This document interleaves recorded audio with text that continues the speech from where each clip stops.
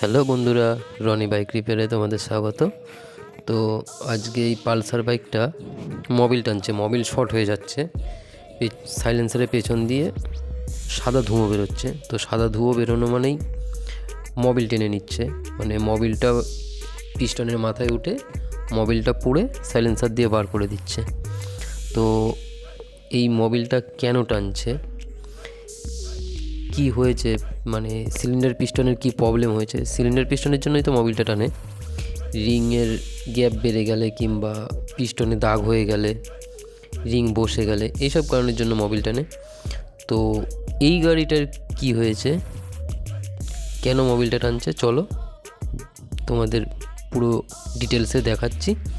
তো তার আগে আমাকে গাড়িটা খুলে নিতে হবে, head cylinder, plug, timing chain, fan, এগুলো সব খুলে নিই। খুলে নেওয়ার পর তোমাদের টোটাল ডিটেলস দেখাচ্ছি যে মোবিলটা কেন শর্ট হচ্ছে গাড়িতে। তো চলো ভিডিওটা কন্টিনিউ দেখতে থাকো।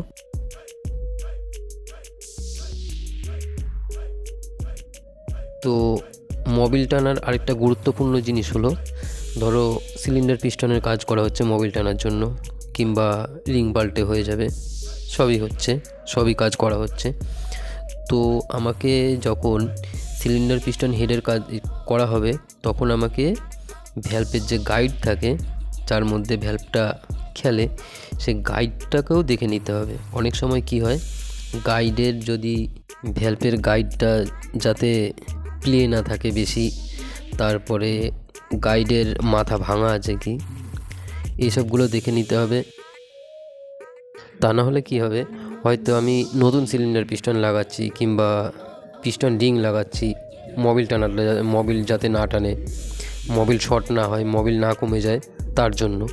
তো যদি আমি গাইডটা না দেখি, দেখা গেলো নতুন ভ্যালভ দিয়ে পালিশ করে নিয়ে আসা হলো, গাইডটা না দেখে নিলে কি হবে, ওই গাইড দিয়েই মোবিল টানা শুরু করে দেবে। আবার নতুন সিলিন্ডার পিস্টন হোক আর পিস্টন রিং লাগিয়ে হোক, ধুঁয়ো মোবিল টানাটা বন্ধ করা যাবে না। তো সেই কারণে গাইডটা দেখে নিতে হবে। আর বাজাজ গাড়িতে ভ্যালভ খুবই বেশি নষ্ট হয়, তো ভ্যালভ চেঞ্জ করে দেওয়াটাই বেটার।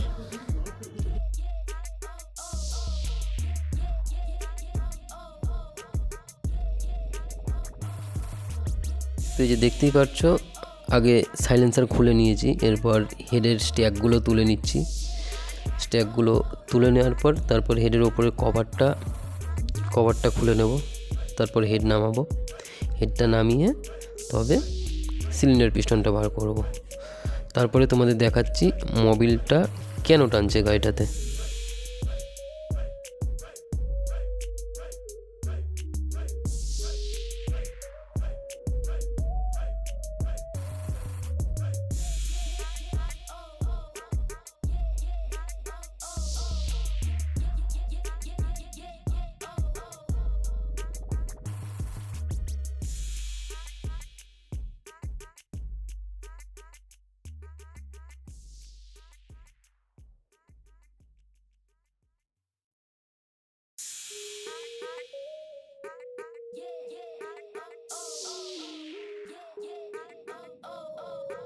এই দেখো, হেডের ওপরে কভারটা খুলে নিয়েছি।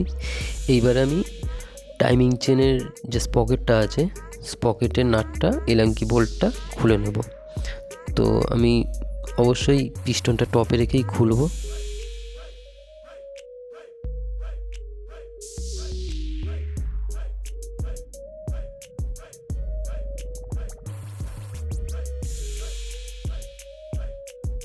দেখতেই পাচ্ছ, ম্যাগনেট ধরা পুলারটা দিয়ে স্পকেটটা ধরে নিলাম। স্পকেটটা ধরে তারপরে এলাঙ্কি নাটটা আমি খুলে নিলাম। এইবারে স্পকেটটা বার করব। স্পকেটটা বার করে নিয়ে টাইমিং চেনটা একটা তার দিয়ে বেঁধে রাখবো, যাতে নিচে না পড়ে যায়। নিচে পড়ে গেলে আমাকে ফের আবার ক্লাচ সাইড খুলতে হবে। তো আমার সেফটির জন্য আমি টাইমিং চেনটা একটা দড়ি দিয়ে বেঁধে রাখবো কিংবা তার দিয়ে। এই দেখো, দুটো দাগ দেখা যাচ্ছে, এই একটা, এই দাগ দুটো সমান থাকলে তোমার এই যে ওপরের টিটা জায়গায় চলে আসবে। ওপরের টিটা খেয়াল রাখতে হবে, আর সাইডের মার্কিং দুটো তো দেখতেই পারলে। এই হলো পালসারের মানে টাইমিং।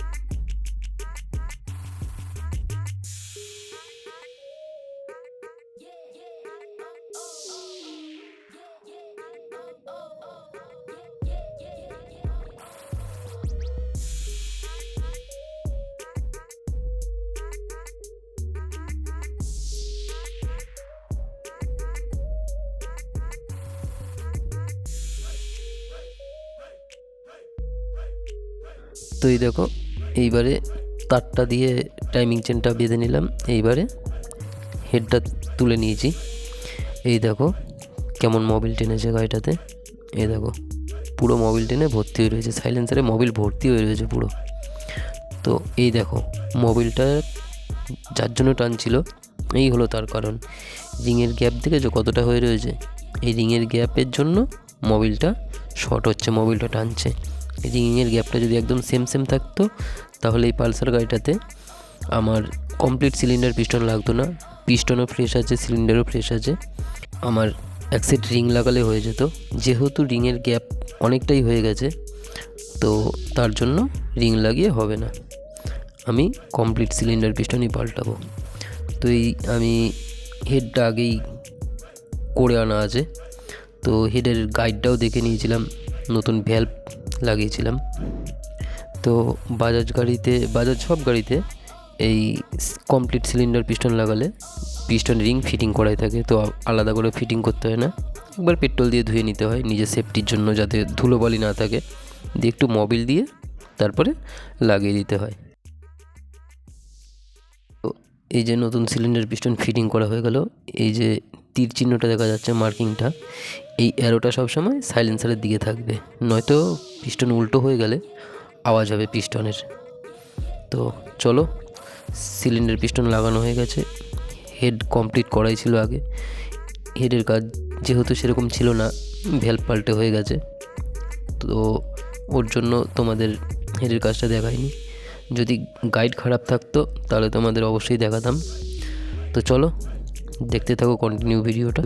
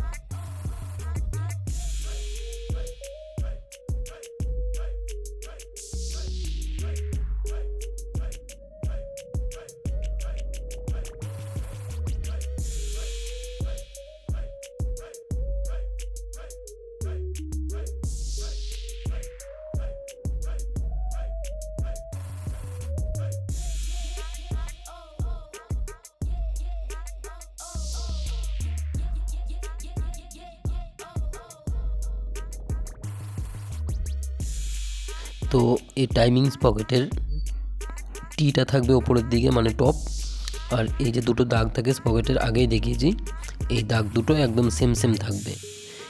এইভাবে টাইমিং করলে তোমার টাইমিংয়ের কোনো প্রবলেম হবে না, র্যাপিডও ঠিকঠাক অ্যাডজাস্ট করতে পারবে।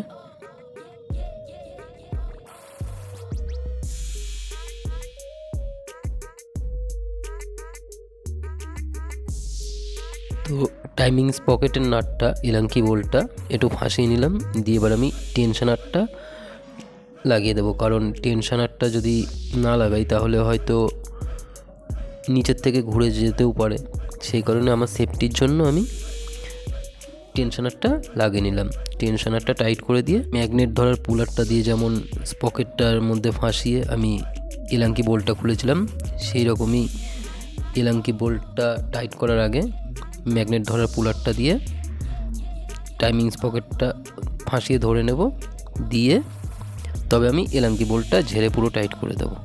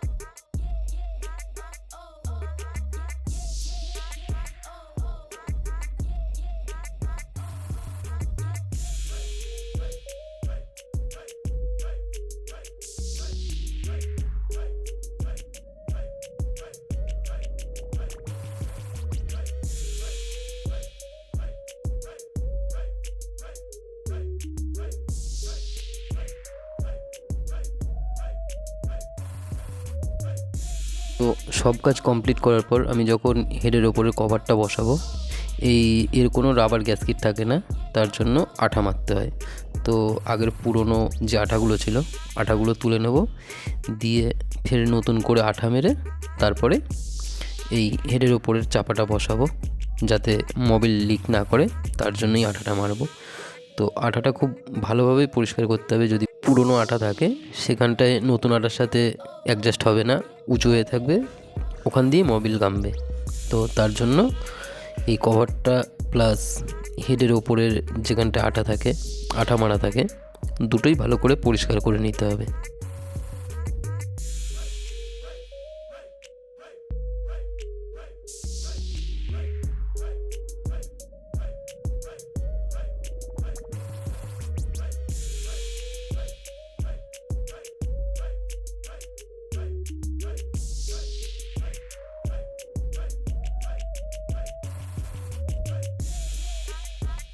তো এই যে হেডের আঠা পরিষ্কার করে নেওয়ার পর এবার হেডের মধ্যে আঠা মারছি, হেডের ওপরের যে চাপাটা আছে ওতেও আঠা মেরে দেবো, যাতে কোনো রকমভাবে মোবিল লিকেজ না করে। তো চলো কন্টিনিউ ভিডিওটা দেখতে থাকো, আর অবশ্যই জানাবে যে ভিডিওটা কেমন লাগলো।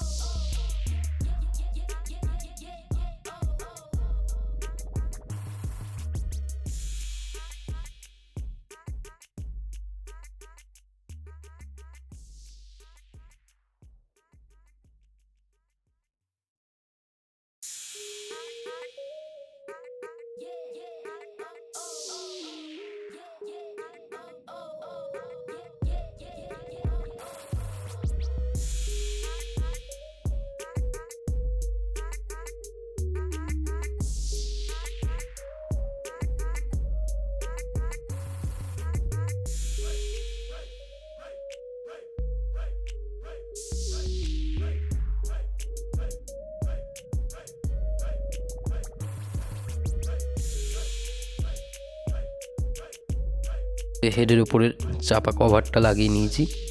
এইবারে আমি 14 নম্বর যে স্ট্যাকগুলো আছে, মেন স্ট্যাকগুলো বসিয়ে দেবো। স্ট্যাকগুলো বসানোর পর স্ট্যাকগুলো টাইট করব। তারপরে যে 8 নম্বর নাটগুলো আছে সাইডের, 8 নম্বর নাটগুলোকেও টাইট করে দেবো ঝেড়ে। তাহলে আমার গাড়িটা টোটাল ফিটিং হয়ে যাবে। গাড়িটা টোটাল ফিটিং হওয়ার পরে তারপরে প্লাগটা পরিষ্কার করব। পরিষ্কার করার পর প্লাগটা শর্ট আছে কি চাবি অন করে কিক মেরে সেটাও দেখে নেব। যদি শর্ট থাকে, কারণ মোবিল টানা গাড়িতে তো হয়তো শর্ট দেখাবে না, কিছু চলার পরে শর্ট হয়ে বেরিয়ে যাবে, তো সেটা প্লাগটা ভালো করে দেখে নিতে হবে। প্লাগ যদি শর্ট থাকে তেল অ্যাডজাস্ট হবে না, প্লাস গাড়িতে স্টার্টিং প্রবলেমও দেখা দেবে। তো আমি অবশ্যই প্লাগ দুটো দেখে নেব।